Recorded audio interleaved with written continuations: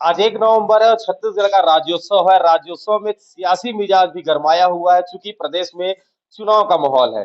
चुनाव के माहौल में चाय की चर्चा पे हम लोग यहाँ पर आए हैं, तो कुछ लोग बैठे जिसे चुनाव के माहौल को लेकर चर्चा करते हैं। किस तरीके का माहौल है कोटा और मरवाही में? हम जहाँ पर खड़े हैं यह कोटा मरवाही का सीमावर्ती क्षेत्र है। जहाँ खड़े यह मरवाही विधानसभा है, इसके आगे कोटा विधानसभा लग जाती है। चूंकि यहाँ कोटा विधानसभा के लोग बैठे हैं, तो कोटा के सियासी मिजाज को जानने की कोशिश करते हैं। कैसा है कोटा का सियासी मिजाज? लगातार यहाँ से कांग्रेस का गढ़ रहा है कोटा विधानसभा। इस बार ऐसा क्या बयार लग रही है, किसके पाले में जाने वाली है गेंद? पाले में तो प्रबल प्रताप जी अभी प्रमुख रूप से मैदान पे दिखाई दे रहे हैं। मैडम जोगी जी का भी अस्तित्व बहुत अच्छा है, क्योंकि चुनाव है और एक नए सिंबल के साथ पिछले चुनाव में माननीय अजीत जोगी जी चुनाव में मैदान में अपनी धर्मपत्नी को उतारे थे और नए सिंबल पे जनता ने उन्हें चुनकर विधायक का पद दिलाया था। तो ये तो तय हो गया है कि सिंबल मायने नहीं रखता, व्यक्ति विशेष जो जनता के बीच में रह के काम करेगा उसको जो जनता चुनती है और सम्मान देती है। मतलब कोटा विधानसभा जो है व्यक्तिवादी सीट रही है हमेशा से। बिल्कुल व्यक्तिवादी सीट रही है। कांग्रेस ने ऐसे व्यक्ति को टिकट दिया जिसने मैदान में मेहनत किया होगा, तो शायद कांग्रेस को चुनते रहे होंगे। गढ़ कांग्रेस का रहा है, क्या लग रहा है कि इस बार कांग्रेस कहाँ पर अपने आप को पाती है? कांग्रेस की लड़ाई ही नहीं है कोटा और मरवाही में भी। कांग्रेस की कोई अस्तित्व नहीं है, ना लड़ाई है। लड़ाई सिर्फ छत्तीसगढ़ जनता कांग्रेस और बीजेपी के साथ है। 2018 के चुनाव में जिस तरीके से तीसरी पोजीशन पे, क्या लग रहा है इस बार भी तीसरी पोजीशन पे आने की स्थिति में है कांग्रेस? जमानत जब्त थे पिछले बार मरवाही सीट में कांग्रेस प्रत्याशी का, उसके बाद कोटा में भी प्रत्याशी का शायद जमानत जब्त था, मुझे अच्छे से याद तो नहीं है। तीसरी पोजीशन पे थी। तीसरी पोजीशन पे थी। तो वो स्थिति, वस्तु स्थिति वही रहेगी इस बार भी। हमारे साथ वकील साहब भी जुड़े हुए हैं, वकील साहब से जानते हैं यहाँ पर किस तरीके का सियासी मिजाज, क्या लग रहा है भैया कोटा का कैसा रहेगा माहौल इस बार का?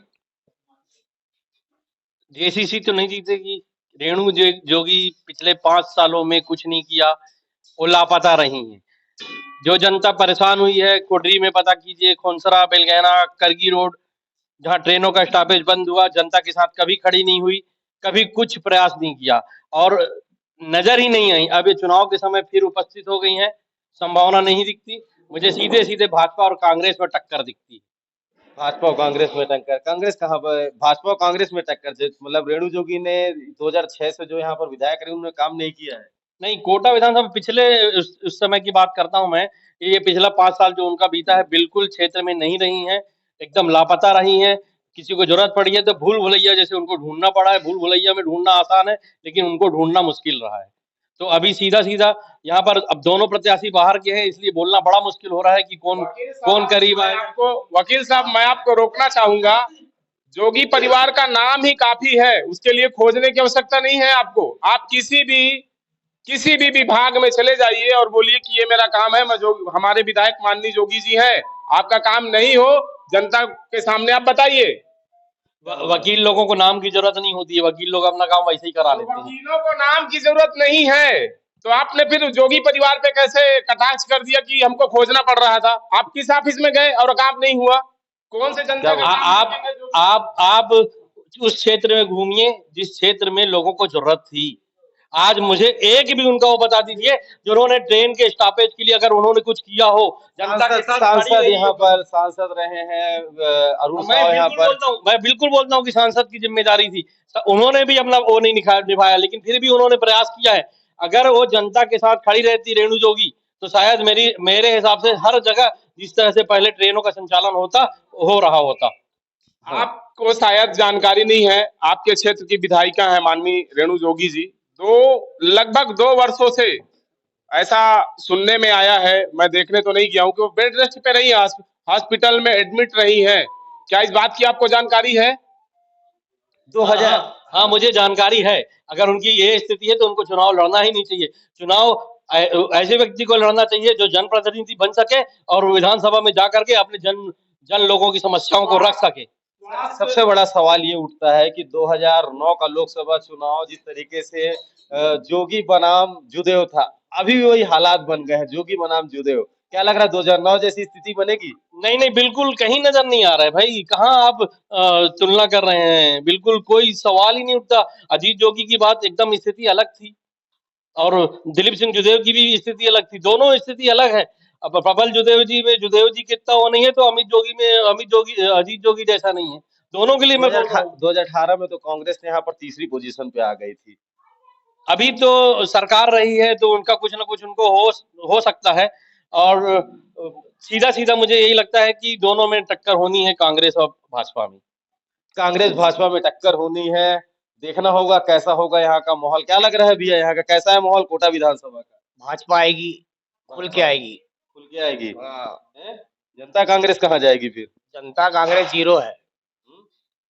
और कांग्रेस की क्या स्थिति लग रही है? कांग्रेस भी जीरो। जीरो है। हैं?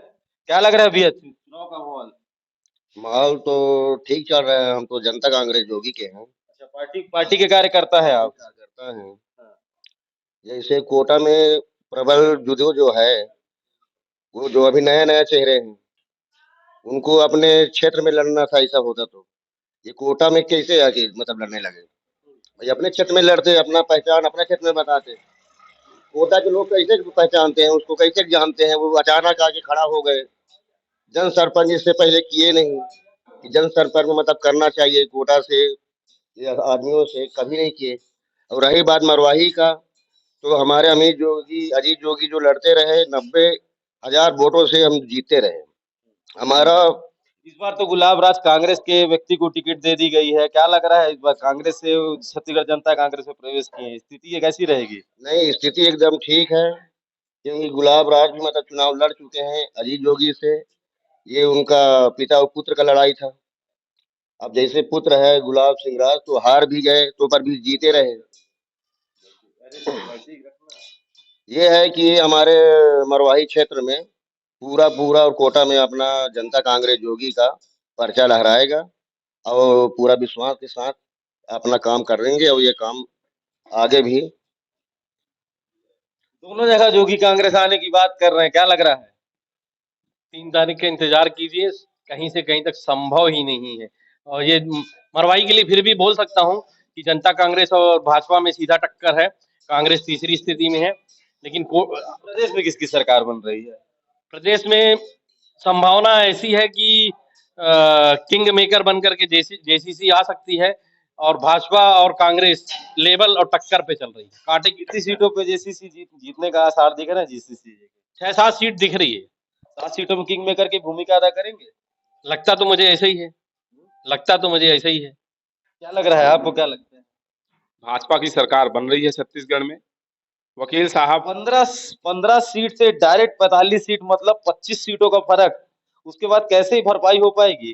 भरपाई कांग्रेस पार्टी स्वयं कर रही है, गंगा जल उठाकर कसम खाती है। और उनके आप पिछले बार के घोषणा पत्र को निकाल लीजिए, कितने वादे कांग्रेस सरकार ने पूरे किए हैं।